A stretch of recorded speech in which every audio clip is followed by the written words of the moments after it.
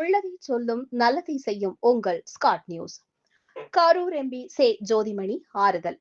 கரூர் கோட்டையண்ணன் கோவில் தோப்பு பகுதியில் உள்ள ராஜேஸ்வரி டெக்ஸ்டைல்ஸ் உரிமையாளர் சுப்பிரமணியன் அவரது மகன் அருள் ஆனந்த் சமீபத்தில் குதிரை தாக்கி ஆபத்தான நிலையில் கோவை ராயல் கேர் மருத்துவமனையில் சிகிச்சை பெற்று பலனில்லாமல் இருந்தார்.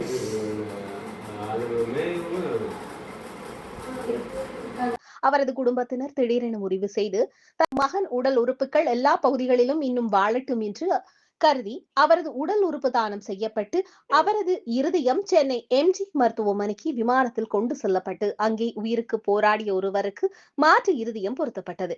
இதனை கேள்விப்பட்ட கரூர் எம்பி சே ஜோதிமணி உடனடியாக அவரது இல்லத்திற்கு சென்று அவர்களது குடும்பத்திற்கு ஆறுதல் தெரிவித்து அவர்களுக்கு தைரியம் கொடுத்தார்.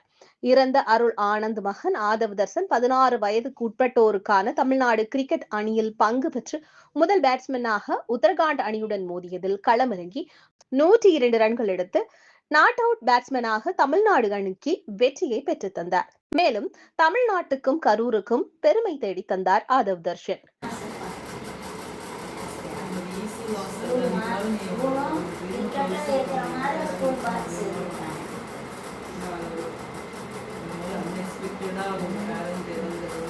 இளம் வயதிலேயே கிரிக்கெட்டில் உள்ள ஆர்வத்தையும் வருங்காலத்தில் கிரிக்கெட்டில் இந்திய அணி கேப்டனாக பங்கேற்று சிறப்பிக்க வேண்டும் என்று கரூர் எம்பி சே ஜோதிமணி ஆதவ் தர்ஷனுக்கு ஆறுதல் தெரிவித்து அனைவரையும் கண்கலங்க வைத்தார்.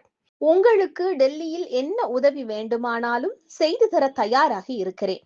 ஆதவ் தர்ஷன் டெல்லியில் விளையாட்டு மற்றும் பயிற்சி பெறவும் எனது இல்லத்தில் தங்கிக் கொள்ளலாம். தமிழ் சமையல்காரர்கள் அங்கு இருக்கிறார்கள். தங்களது தந்தையின் கனவை இந்திய கிரிக்கெட் அணியின் கேப்டனாக வர வேண்டும் என்று தனது விருப்பத்தை அக்குடும்பத்தினரிடம் தெரிவித்தார்.